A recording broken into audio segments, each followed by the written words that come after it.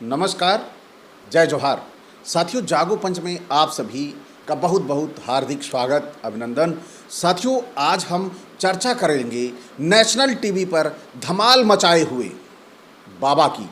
ये धमाल मचाया बाबा कौन है, जिसे हम सूरजपाल जाटव के पहले नाम से जानते हैं और बाद में इनका नारायण साकार हरि नाम हो गया। बाबा भोलेनाथ के नाम से भी प्रचलित है। मीडिया वाले, नेशनल मीडिया वालों को जैसे एक बहुत बड़ी खबर मिल गई हो कि अब हमारा चैनल टीआरपी की दौर में सबसे आगे भाग आएगा, तो यहाँ पर क्यों लगे हैं, कोई पहुँच रहा है वहाँ पर पूरी अपनी टीम लेकर महिलाओं से सवाल कर रहा है कि बताइए आपका क्या फ़ायदा हुआ, क्या आप यहाँ आने से, आपको यहाँ नल के पानी पीने से क्या फ़ायदा हुआ। तो वहाँ रिजल्ट मिल रहा है। वो महिलाएं कह रही हैं कि हमें यहाँ आने पर इस नल का पानी पीने से हमें बहुत लाभ हुआ। अगर वहाँ पर उस नल का पानी पीने से लाभ हुआ तो इसमें सूरज जाटव का क्या चमत्कार था। अब चमत्कार की बात भी करते हैं और फिर जब चमत्कार सूरज जाटव करते हैं तो ये क्या होता है, पाखंड और अंधविश्वास होता है। और यही चमत्कार जब धीरेन्द्र शास्त्री करता है तो वह क्या होता है, दिव्य साधना सिद्धि प्राप्त है। फर्क क्या है यही समझना होगा। लेकिन सबसे पहले हम चर्चा करेंगे कि सूरजपाल जाटव यानी बाबा नारायण साकार हरि जो कार्यक्रम सत्संग वो करते हैं हाथरस में, वहाँ पर सबसे बड़ी अपडेट मैं आपको बताने वाला हूँ कि इसमें बाबा की कोई गलती नहीं है। वो कैसे, आइए सब कुछ मैं आपको सिलसिलेवार बताता हूँ। तो साथियों, सबसे पहले जब हम कोई कार्यक्रम करते हैं, कोई आयोजन करते हैं, तो एक सरकारी नियमावली बनी हुई है। उस सरकारी नियमावली के तहत हम सारे अपने कार्यक्रम करते हैं। उन्हीं कार्यक्रमों में सबसे पहले हमें परमिशन लेनी होती है शासन प्रशासन से। तो यह प्रक्रिया कैसे चलती है इसके बारे में थोड़ा आप जानकारी कर लीजिए, क्योंकि आप भी कोई कार्यक्रम यदि करते हैं तो उसके लिए कैसे परमिशन लेनी होती है। अब तो यहाँ लखनऊ में ऑनलाइन प्रक्रिया चल गई है, लेकिन इससे पहले जो प्रक्रिया थी वह थी ऑनलाइन नहीं थी। वह पुलिस विभाग के द्वारा एक हार्ड कॉपी एप्लीकेशन देके कि मैं ये कार्यक्रम करना चाहता हूँ, और उसके बाद वह प्रक्रिया चलती थी। लेकिन प्रक्रिया तो वही है, भले ही ऑनलाइन हो या वह ऑफलाइन हो। तो यहाँ पर ऑनलाइन आपने अप्लाई किया, अप्लाई करने के बाद पुलिस विभाग में वह जाता है।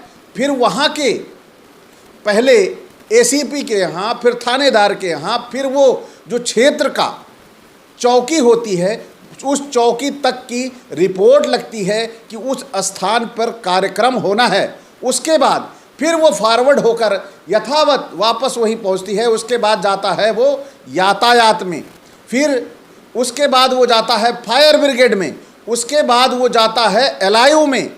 मतलब इन 4-5 तरह की जांचों को होने के बाद फिर परमिशन की, कार्यक्रम के परमिशन दी जाती है, यानी अनुमति दी जाती है कि आप कार्यक्रम कर सकते हैं।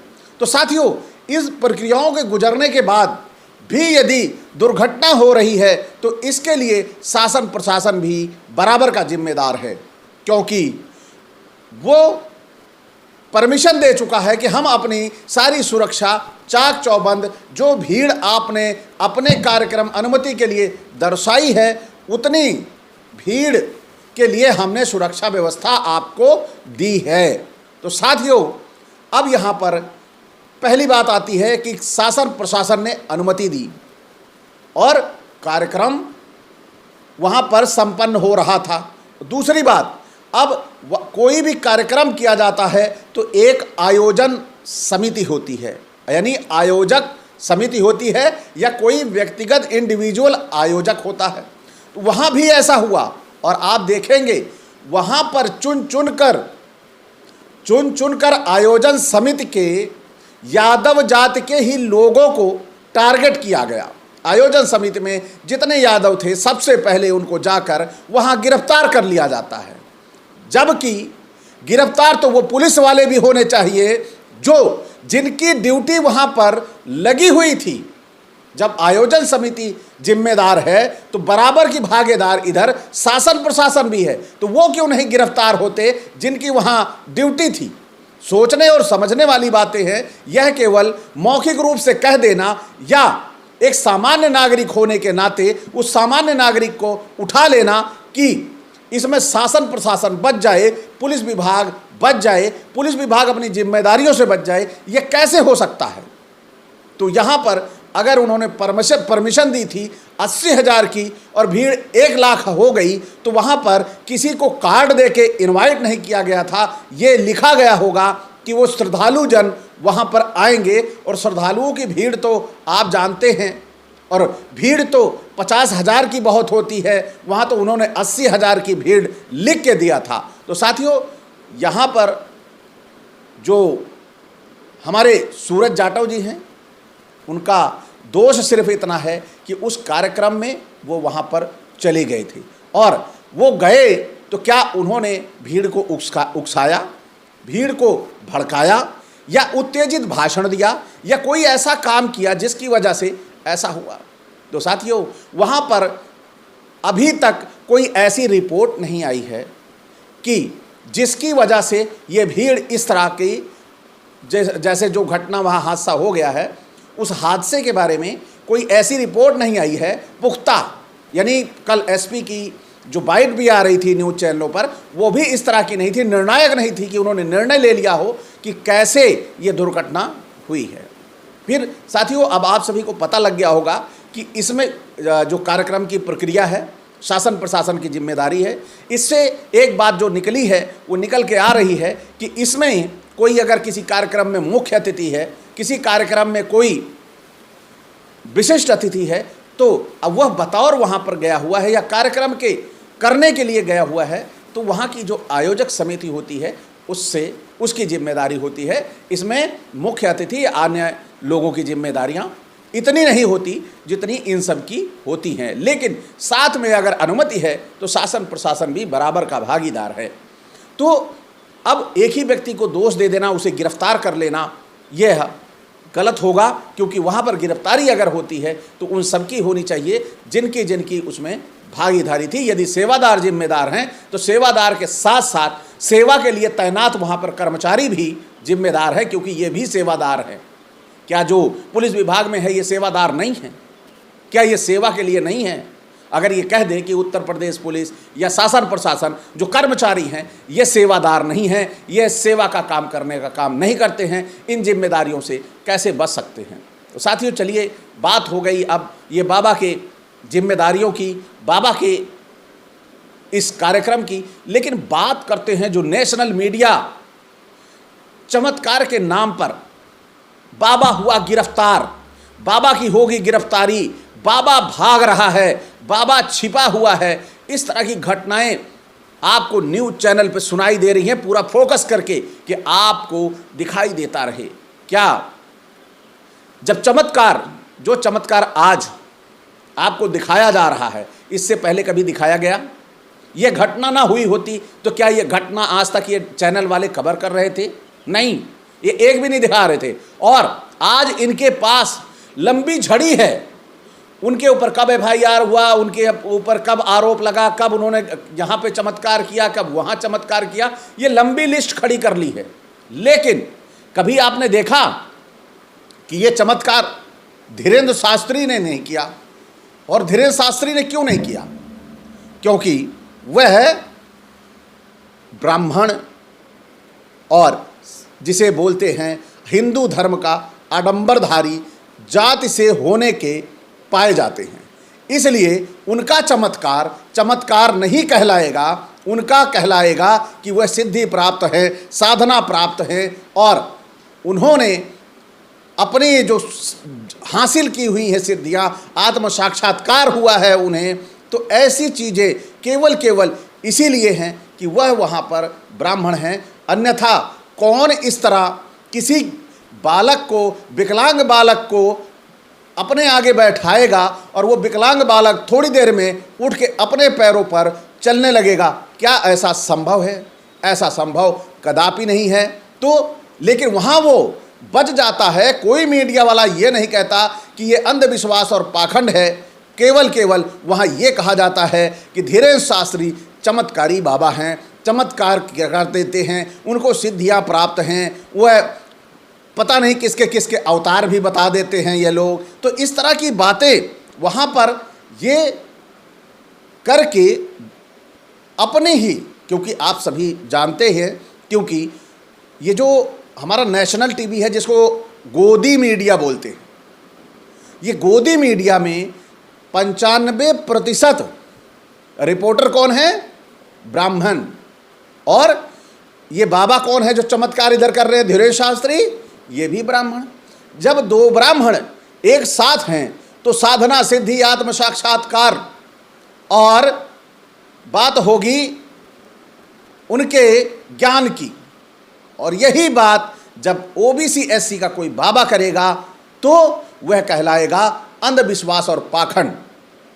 क्योंकि इसके पीछे बहुत बड़ा कारण है। ये क्यों कहलाएगा? ये इसलिए कहलाएगा कि हम पीछे ग्रंथों से उठाते हैं, शूद्रों को पूजा पाठ करने का अधिकार नहीं था, उनको तो काम था सीधा सीधा इन द्विजों की सेवा करना, यानी ब्राह्मण क्षत्रिय वैश्य की सेवा करना। यही इनका धर्म था, यही इनका कर्म था, यही इनका मर्म था विचारों का।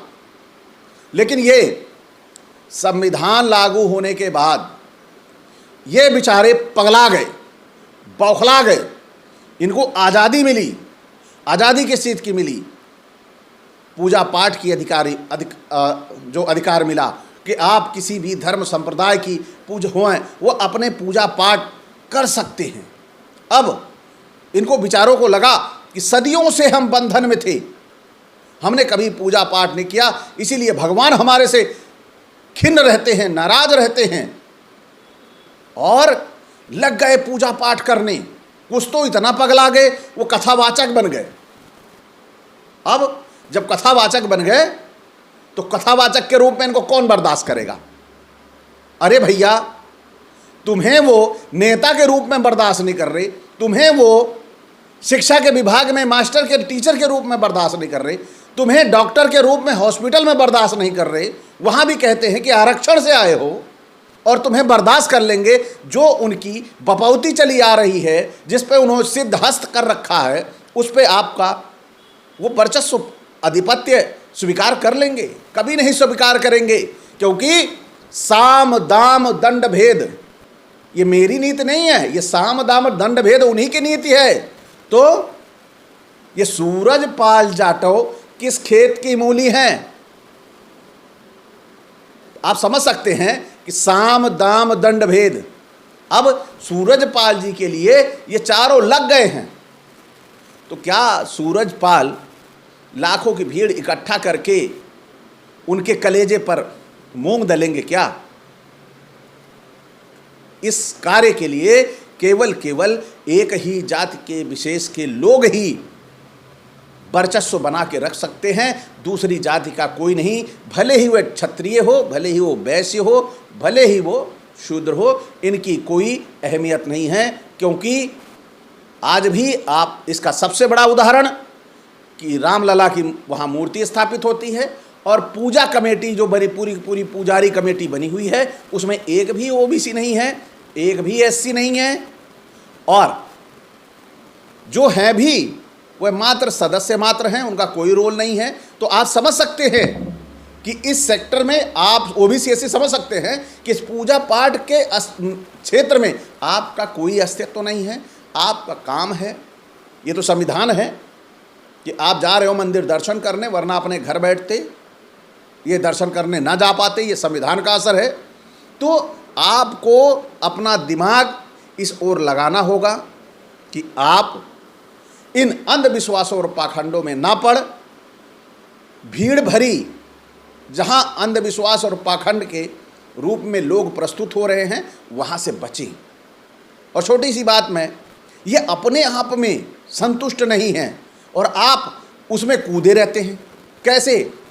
ये संतुष्ट नहीं है। एक तरफ देखिए प्रदीप मिश्रा, प्रेमानंद महाराज, दुनिया के जो इस समय और बाबा हैं, कैसे प्रदीप मिश्रा के पीछे पड़े हुए हैं कि राधा को लेकर बड़ा मंथन चल रहा है, बड़ा युद्ध चल रहा है। तो ये आपस में ही संतुष्ट नहीं है कि वो क्या कर रहे हैं। इसी तरह इनकी किताबें भी हैं, एक कुछ लिख रहा है, दूसरा कुछ लिख रहा है, तीसरा कुछ लिख रहा है, चौथा कुछ लिख रहा है। आपस में ये संतुष्ट नहीं है। इस धर्म की कोई एक परिपाटी नहीं है, कोई सिद्ध एक गाइडलाइन नहीं है। तो आपस में ऐसी चीज़ें होती रहेंगी, क्योंकि अंधविश्वास पाखंड ये बड़ा सेंसिटिव मुद्दा है। इस पे जो एक कमा रहा होता है और दूसरा कमाने के लिए निकलता है, तो ये जो कमा रहा होता है, स्थापित हो चुका है, ये दूसरे वाले की दुकान कैसे चलने देगा? जब उसने सीख रखा है साम दाम दंड भेद, जब सीख रखा है तो कैसे खड़ा हो जाएगा वो? क्योंकि यहाँ तो साम दाम दंड भेद ही तो हमारा सबसे बड़ा हथियार है भैया। तो साथियों, आज का ये वीडियो आपको कार्यक्रमों की जानकारी, कार्यक्रम में प्रतिभाग लेने वाले लोगों के प्रति अधिकार और पुलिस प्रशासन की भागीदारी से भरा ये वीडियो आपको कैसा लगा? यदि अच्छा लगा हो तो लाइक करें। साथ ही जो हमारे नए साथी चैनल को देख रहे हैं वह सब्सक्राइब करना ना भूलें। साथ ही बेल आइकन की घंटी दबा लें, जिससे हमारे वीडियो का नोटिफिकेशन आप तक त्वरित गति से पहुंच जाए। इसी के साथ मैं आपसे विदा चाहूँगा। नमस्कार, जय जोहार।